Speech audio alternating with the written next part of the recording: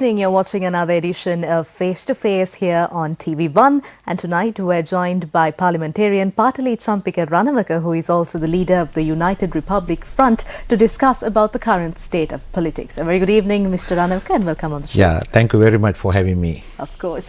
Let's start off with recently you had the convention of the United Republic Front, and over there, in your speech you said that there is no time for test runs. We can't be testing out things, that we're too late to do any of that, and that the next president must have a clear path to recover the country from bankruptcy. I'd like to start off by asking the next president who has the plan, is it going to be you? Actually, we formed this party after the bankruptcy was declared, and also there was uprising from the people, and people's direct action post the then government to that resign. Actually, people chased away them, and also in the international arena we experience when countries went bankrupt, like Greece. If you have not a proper plan, this could be a kind of a prolonged crisis, and a lot of problems may erupt, and countries' society and countries' economy plus their political future and also the younger generation would suffer. So that's why we formed this party to address the bankruptcy and how to salvage this country from this economic crisis. And a lot of professionals join us, and we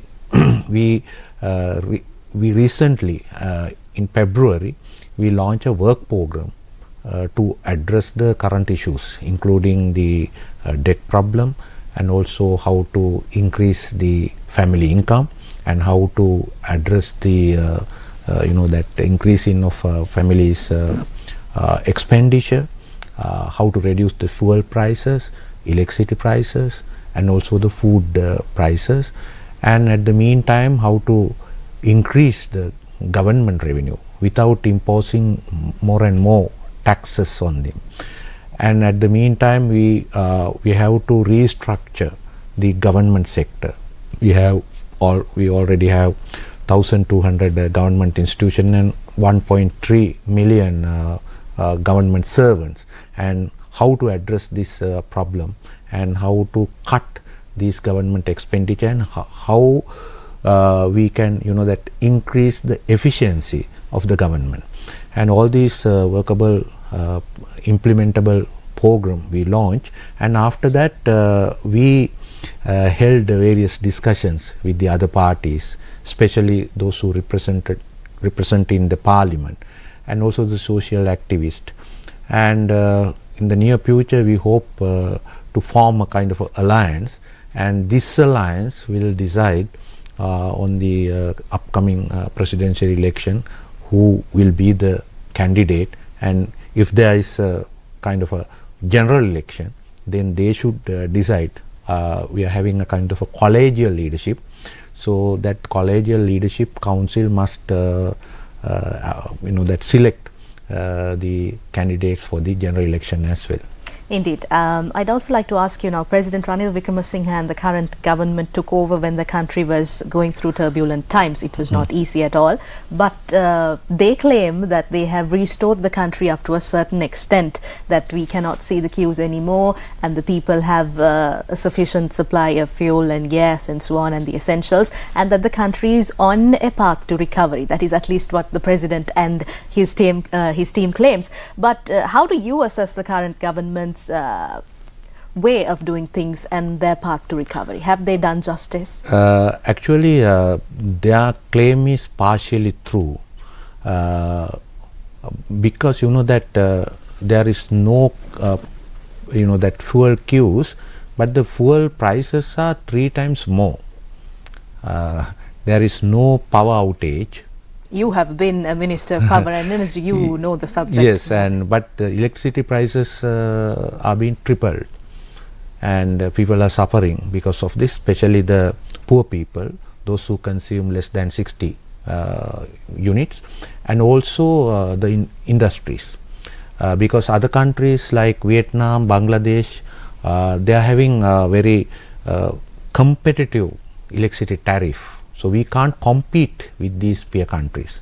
Now we can see the big companies relocating their businesses to these countries because of the high electricity tariff and the fuel tariff. And at the meantime, we must emphasize the fact that the CEB earned huge profits, right? 88 billion during the last 4 months, right? 88 billion. Last year, they earned around 60 billion as profits. The CEB can earn profits, but at the expense of the poor people suffering, and also the industries being that closed down or relocating to the other countries. And at the meantime, the food prices, you can see it's soaring, and people, recently our Ways and Means Committee, I am the chairman there in the Parliament Ways and Means Committee, we revealed that lot of extra profits, super gain profits being earned by simply that increasing the food prices as well. For example, say this big onion, last April we revealed that the big onion being imported to this country with the taxes, it's around some 200 rupees, but selling it for the wholesale traders, it is around 250 in Peta. But few kilometers away in Narayanpita, Arthika Madhyasthana, it's around 800. So lot of profits being siphoned off from the poor consumers. So no mechanism to address these issues, and because of that, and also President is telling us he can't get loans from the other countries because of the bankruptcy, and the central bank is now prohibited to print money. So the only option he is having is to impose VAT and other taxes. But on the other hand, we can see this is kind of a temporary, we can call it they called it new normal, but it's a temporary equilibrium. Right now we are experiencing, because we are not paying our domestic debt, especially the treasury bills, till 2028. So we postpone all these treasury bills to 2028. So the government there in the 2028 should be paid, these things, these treasury bills as bullet payments, right? So there is a huge possibility that in 2028 Sri Lanka will undergo another bankruptcy in rupee terms, and at the meantime we are not paying our foreign currency debts, especially the bilateral debts, and also the international sovereign bonds, like we raise money from the international markets, we are not paying, but we have to pay someday, right? Then this during last 2 years, 2022 to 2024, around $7 billion worth of debts not being paid, right? That's how we increase our reserve level by 3.5 billion. If we pay these things, then the rupee to dollar conversion rate may be in a very high level. And at the meantime, we have not yet allowed to import things like vehicles and all that. There we simply saved around 4 billion compared to the 2019. And also the remittances been going up, and the tourism earnings are going up, and it's a temporary thing. A temporary fix. Yeah, temporary fix, and we must have a sustainable plan. That's why we are proposing new scheme to increase the government revenue. And at the meantime, I must stress one thing, that the uncollected these taxes, they are in the IRD, the customs, and the EDSL, that is the liquor, this thing is around 1,200 billion, that is 1.2 trillion 1.2 trillion. What is the the revenue government is hoping to gather from increasing this VAT? It is 600 billion. So uncollected defaulted taxes are 2 times more. And at the meantime, recently we revealed that the finance ministry made a kind of a big revelation about their they called it tax expenditure.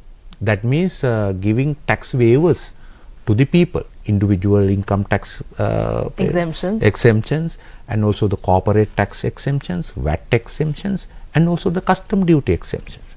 You know, this some Ferraris been allowed to import from this country, and various other tax exemptions are there. It is closely around 1 trillion. So are you saying that it has always been the henchmen of the governments that have been given these exemptions? Yes, definitely. That the government must, right, reveal the names of these companies, right? If they somehow earn dollars to this country, that can be accepted, but some others are being given these tax exemptions, right? So while imposing taxes on the poor people and extracting money from these poor people, those who actually not responsible for this economic crisis, government is actually doing various other things to evading taxes, actually those who can pay taxes actually. And at the meantime, this in our country, we don't have a proper system to collect taxes, because people's income level or the expenditure level not being properly registered or captured by the IRD. That's why these so-called court cases and all these things happen. But in India, they introduce what you call this UPI, that is Unified Payment Interface. So almost all the transactions, right, must be done in an electronic platform, so that every transaction is being monitored, captured and registered, so that you can simply collect taxes. When the Modi government introduced this mechanism in 2014 and compared to 2024, within 10 years time, they tripled their income levels. I mean government income levels. So I think in Sri Lanka too can implement this thing. It's a very simple thing. I am always talking about this thing. Within 6 months we can implement these things. People that those who are not paying taxes may very reluctant to that adhere to these things, but the country is in a severe mess, right? Another kind of a social explosion may happen very soon if these steps are not taken. We should implement these new steps, right? And also that in the country like us, we are very connected compared to India or Bangladesh. Bangladesh is now having 10 digital banks. Some are being actually originated by the Sri Lankan IT experts, but we don't have that kind of mechanism here. We know that Bangladesh is a poor country compared to Sri Lanka, but they are more technologically advanced than us. And also the government digitalization, various that discussions are there. From identity card, the passport and all these identification things, we can simply connect it to one identity number. That means our identity card number, that is a unique identification number, and beyond that we can connect all these government agencies. When you need permit or when you going to pay something, for example, pay your bills to CEB, pay your taxes to IRD, things like that. And also if you are getting kind of a permits, for example the UDA permit for your housing unit, and also to renew your driving license, getting your passport, all these things can be done in online type of a platform. That is other thing. So that way you can simply improve our government efficiency, and also there should be a proper management audit on our government institution. We have 1,200 government institutions. In 1923, our population was around 4.5 million. Now it is 5 times more. Government institution, number of government institutions, just 10 government institutions. Now it is 1,200. But the question is, are all those 1,200 efficient or productive? That is the problem, and we should have a proper management audit on this matter. Actually, during I was a member of COPE, and I suggested this to the Finance Ministry, and they had partially done a kind of a survey on this matter. We should identify the nameplate organizations, right? There are, I think, 40 odd nameplate organizations, government institutions, right? And also some government institutions are there to do the same activities, same functions. For example, to improve our engineering. I mean, engineering institution, I think 5 or 6 engineering institutions are there. So we have to amalgamate all these institutions. Some institutions should be actually restructured. Like Mr. Ranawaka, do you believe in privatization? Because that also seems to be the talk of the town. The thing is that actually I run all these big institutions like CEB, Petroleum Corporation and all that. Some institution must be privatized, like the Sri Lankan airlines. But some institution, there should be a kind of a scientific analysis on these matters. Privatization is not a kind of a solution for everything, right? So some institution should be, simply abolished, and some institution should be restructured. Some institution we should infuse kind of a private expertise on these things. I mean, public-private partnership. For example, the IRD.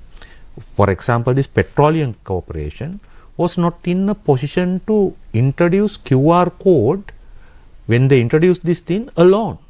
It was the private company, I mean the Dialog, introduced this thing. So that way we can combine the private expertise in this into the government services and that way we can increase their productivity and efficiency. You seem to be having a lot of good ideas which need to be implemented. You earlier spoke about how the tourism has developed and how the remittances are coming in, but we see that it was Manusha Nanayakar and Harin Fernando who are the subject ministers, and they were part of the SJB before, now that they have joined Ranil Wickremesinghe's government. Weren't you invited to join that party to take up a responsibility like Manusha and Harin? No such invitation. And I am not going to join, because I have very serious criticism on the government, because that our Supreme Court gave kind of a verdict that some people there in the government should be held responsible for the bankruptcy. It's a huge crime, and also there are persons who handle the fuel sector, the energy sector, and also the central bank and the finance sector. These people should be. If you take countries like, I believe, Iceland, there are cases where people 11 people 11 people been punished, the bankers, for so within 3 years they salvaged their country from the bankruptcy. But in Greece, no such a punishment, still dragging on. So when Patali Champika Ranawaka becomes president, will you punish those who are responsible for bankruptcy? Actually, we propose kind of a economic justice commission, right, to identify those who are responsible for this carnage. Because in 2016, I submitted a cabinet paper about this debt sustainability.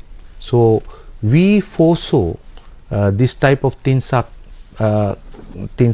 coming to happen, and we warned the government. But various officials, not only the politicians, some business people, all are actually disregarding the crisis and that way these people are responsible for this thing and they must be punished. Unless this justice is not being done, you can't salvage this country from this crisis. Now, you have been a part of, you have actually headed the Committee on Ways and Means, and Yes. there are many other committees in Sri Lanka as well, such as the COP and the COPF and so on. Now, how do you think, how active are these committees when it comes to, we see many meetings taking place, many discussions take place, many ideas are exchanged and so on, but how effective is the implementation? Are your ideas really taken beyond the meeting, beyond those minutes? Do they actually come into reality? Actually, people are thinking that all these are talk show and things like that, but our committee, we were able to doing various things. For example, in in this EDSL thing, the manufacturers, I think 5 or 6 manufacturers defaulted around 7 billion. We asked them to temporarily suspend their manufacturing permits in last November, and they collected around I think 1 billion rupees. But after that, now for example, this 2024, their target being achieved in EDSL, and also we revealed this fake sticker scam. That way the EDSL income being going up. So that way we help lot to collect uncollected money there in the EDSL, and also we revealed the illicit liquor circuit that had been there, right? So these things happen because we exposed these type of things there in the EDSL, and also there in the customs. We identified around because of this misinvoicing, around $4 billion being leaked out. Our balance of payment problem we had been experiencing, it's around 2 to 3 billion, but 4 billion been leaked out because of the misinvoicing there in our trade. If you can that somehow save 50% of this leakage, we should not have this type of balance of payment problem. And we asked them to submit kind of a proposal to that, and also we asked them to implement kind of artificial intelligence and other things to modernize their Asikuda system. And also that various things been smuggled to this country, and this some people there use their discretion to evade all these things. But recently you can see gold smuggles that problem being addressed. I think around 1.3 billion surcharge been that imposed on these people and things like that. And also they are in the IRD, we are always focusing on their revenue and other things, but unfortunately, as you correctly pointed out, these committees don't have proper teeth to implement all these things, they deliver the thing. We can give kind of a guidelines, directions to these. You can give the recommendations. Recommendation, but they simply ignored it. So we frequently ask our speaker to strengthen these committees by way of introducing kind of a forcefully implement what we are fine. So unfortunately it is not still happening.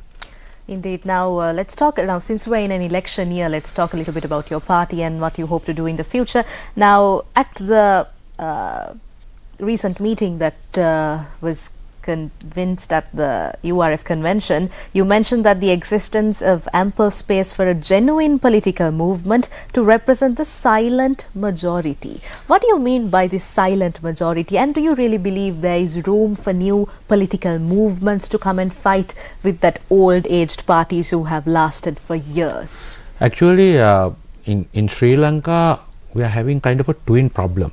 One is the economic crisis, other one is the political crisis. Because the people lost their faith on the traditional parties and politicians. They are raising the credibility issue. And also, that lot of surveys are being done. Some 500 telephone calls, and they publish their survey. All right, this person is leading, and he will be the next president, and things like that. Right? Very unscientific type of surveys. And also, people, some other YouTubers went to the poller or that other things, and what is your who is your preferred candidate? Who do you think right? is going to win? All those surveys, if you properly analyze all these surveys, whether they are scientific surveys or unscientific surveys, there is a huge segment, around 40%, who are not decided, who are not yet decided. And these are the silent majority. So what happened there in India, you can see everyone predicted around the BJP is going to win landslide. But there is a hidden thing, hidden movement, hidden undercurrent, the undecided and also the silent majority. And we can have global examples as well.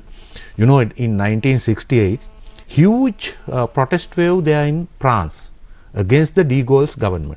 De Gaulle was actually chased away. He was there in the German, I think, airfield. But within 3 months, who was the winner? The same de Gaulle's party.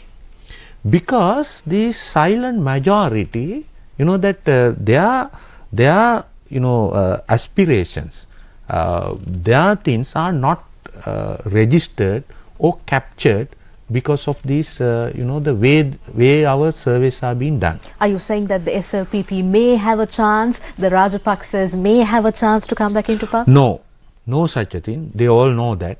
They don't have any chances. And also I think the SLPP must reorganize, not only reorganize, actually restructure, so that this family the nepotism, that we should not have kind of a nepotism again and again, right? We should allow the meritocracy to prevail, right? That is one pillar of our party. We have 5 pillars.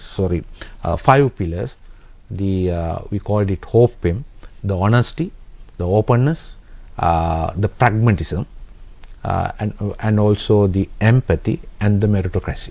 So we must address these problems, and if we allow meritocracy to prevail, I think this country have a very bright future. Now we see in the political arena many big fractions are getting together. We see many mushroom parties being formed every day. 2 or 3 parties they get together and they form a new alliance and so on. Where do you see the URF going? Which direction will you move if an election is to take place, whether it may be a general election or a presidential election? We are actually having discussions from last February. I told you, once again, I must stress this point that we are not in a position to criticize all these traditional parties, right? And there are good people, there are uncorrupted people there in the parliament as well. So we are talking to these people, but you should have a proper, practical, implementable agenda, right? So we have already prepared that agenda, and we are now discussing things with these people. But the issue with Sri Lankan political parties is, Mr. Ranawaka, before they come into power, the agendas or their policy statements look so impeccable that people believe it. And then once the party or the candidate comes into power, those are just mere papers. The thing is that actually, that's why we are stressing the people that please look at these politicians past, how they deliver, right? How they manage their ministries. That way we can say we manage our ministries, right, properly. Actually in 2018 there was a mechanism in the parliament which was introduced by former speaker Mr. Karu Jayasuriya. Some 12 parameters are there. So our ministry ranked first. We got the highest marks, right? So I think we must have a kind of a appraisal system there in the ministries, So our secretaries must be evaluated. The head of departments, head of institutions must be evaluated, and ministers also been evaluated and published, right? Unfortunately, that program has not that properly implemented right now, but we delivered, right? So that is our position, and our party and our the cadre, all these professionals, and they delivered in their respective fields. So that is the promise I can give to the our citizens, that we delivered. And so please don't criticize us like the other traditional parties, because our ministries are actually examples to the other ministers and other ministries. The need of the hour indeed is national interest over personal gain. And we see many politicians crossing parties for personal gain, and it has been the case in Sri Lanka for the longest time. And when you speak of history now, in several years ago, you see in 2005 you supported Mahinda Rajapaksa and the UPFA, and then again in 2015 you supported former President Maithripala Sirisena and his government.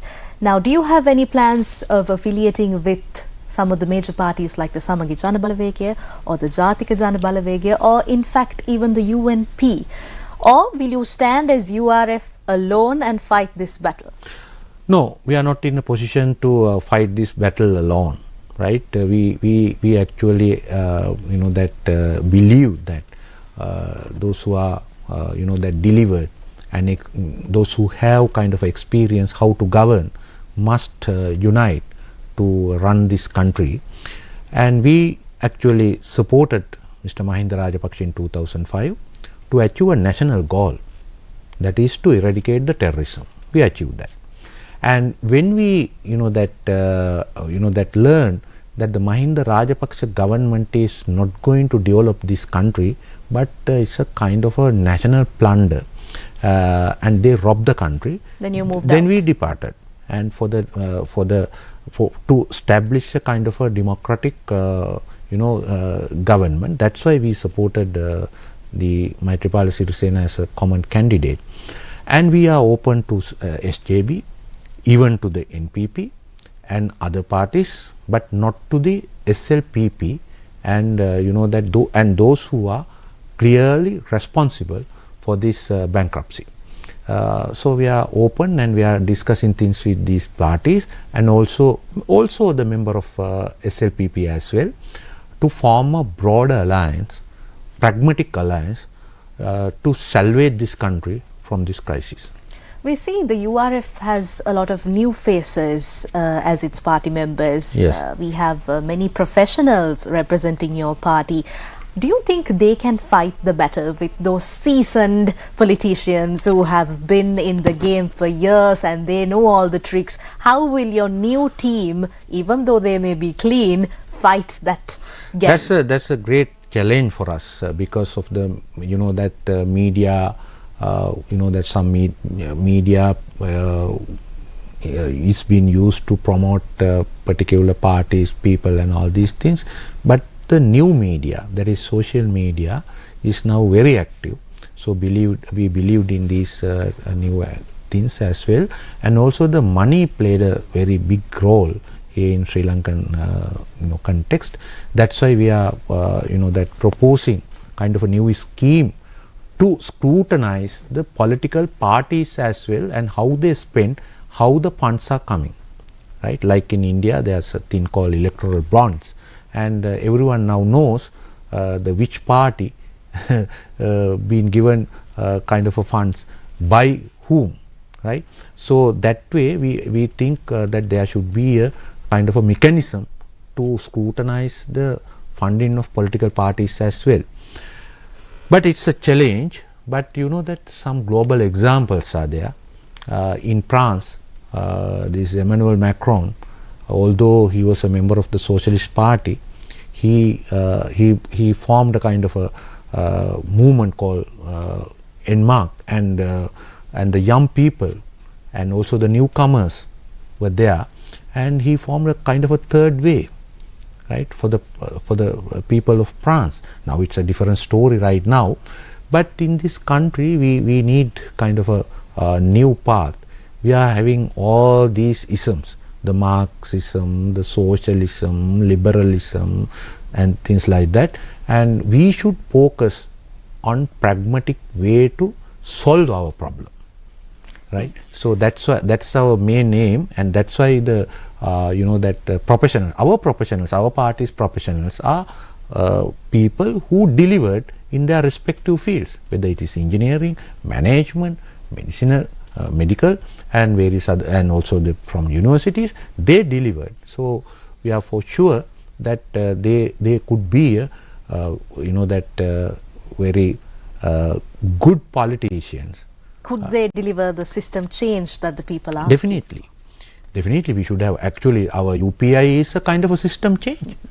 So we are people are now, some parties are now only focusing on politician and particular party and particular family, but by way of introducing this UPI, we can simply eradicate the entire corrupt financial transaction system with a new system. Indeed. Now, Mr. Ranawaka, you joined politics at a very young age through a student movement. You've been involved in politics since your youth.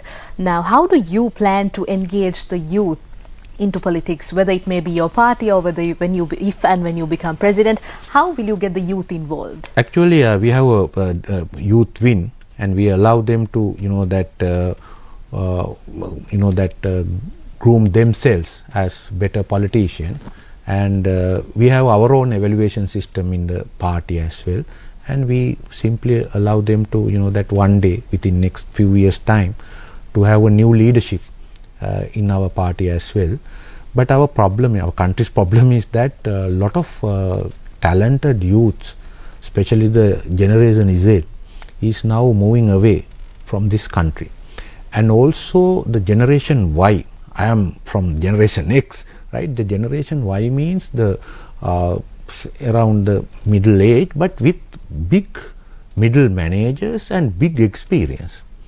Those who actually now migrated to other countries, medical doctors, the engineers, the managers and all that, actually they have delivered things here in Sri Lanka. Unfortunately, this experience, this valuable talents are now being migrated to the other countries. That's a very serious tragedy here in Sri Lanka, and one day if we allow this to happen and continue, this country may become a kind of a human desert, right? Before that, we have to address this problem and give kind of a hope to these people, the young people and the middle-aged people, to stay this country and rebuild this country again. When is the election is the question, but my last question to you is, if URF government comes into play, what changes will we see in the first 3 years? We are focusing on, first thing is that we have to dissolve the parliament, and we will be having 50-50, right? The experience 50 plus the new professional 50 to represent the parliament. But you're sure it won't be another repetition of a Viatmaga? No such a thing. Actually, the Viatmaga, behind the Viatmaga, all these people are very corrupt people, and also no experience at all. That's why I am always emphasizing the word, those who are delivered, right? These people are not only intellectual, they delivered in their respective field. And the first thing we have to do is to address the economic woes, right? So we are going to implement within 3 years time the new revenue mechanism, that is this UPI, and also the digitalization of the government services. The first layer is the identification, institution like identity card office, the passport office, the land registry, motor vehicle registration office and things like that. The second layer is to interconnect the government institution, the those who pay bills like electricity, business, the fuel, maybe the water and other things, and also the IRD, those who are collecting the taxes and all that, and also the permit, those who are issuing permit to the people. That is the digitalization process we are talking about, and on top of that, we introduced this UPI. Do your transaction via this electronic platform, right?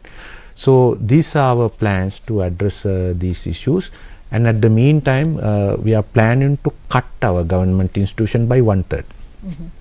Now it is 1,200. We hope that it you should be... You may have to face a lot of protests in... No, that at the meantime, we have to have a proper work audit on a government servant. Some institution we have to, scale down, like our army. Some institution, like our teachers, we have to scale up, right? That's a different story. But it should be done in a, we should have a consultation with our people, trade unions and others, and at the meantime, it should be done in a proper way, a scientific way, and we must introduce this appraisal system.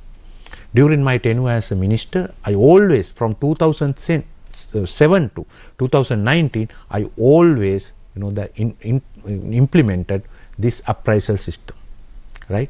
To evaluate the department heads, to evaluate the heads of, all these institutions, and also the minister, plus the secretaries, additional secretaries and others. That should be published, so that people may know how they are, whether they are delivering or their not. Delivery, or what is the performance of their respective ministries and institution. And that way, I think we should have a proper thing. And also, we must address our agriculture sector. We have to somehow increase our productivity by way of introducing precision agriculture. And also, there should be a revolutionary changes there in the education field as well, to move towards the fourth industrial revolution. We called it smart age, and during my tenure as a megapolis minister, we established this tech city to promote the new technologies like nanotechnology, biotechnology, gene technology, and the artificial intelligence, robotics and things like that. And that way, that should be the basis for the smart age, and also to promote desktop factories. Still, our politicians are talking about the pre-trade zone, the industrial zones and things like that. But your steps ahead. Steps ahead. It's not, that in 2010 actually this smart age began, but unfortunately we're still falling behind. Yeah, falling behind. We must promote this idea, and I think if we can have kind of a few technological zones in and around the country, like in Bangalore, we must produce around 80,000 new, new students and, these technically trained people. We can have around $5 billion US economy in the tech services. Indeed, that's some great recommendations by parliamentarian Patali Champika Ranawaka, and of course leader of the United Republic Front.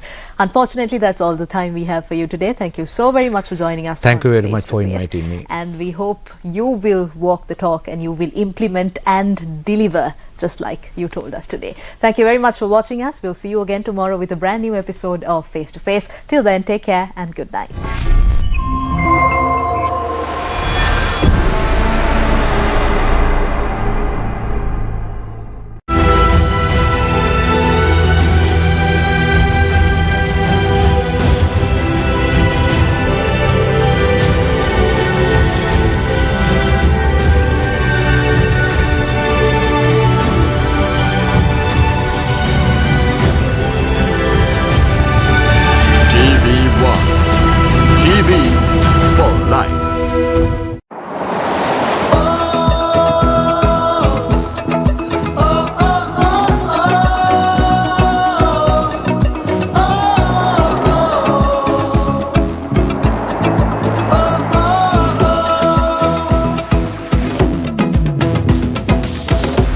විස්සයි විස්සට මිලියන විස්සක cricket විසේ ඇවිස්සේ ශ්‍රී ලක පුරා සිව් දිග අරා පැතිරෙන්නේ cricket උන්මාදේ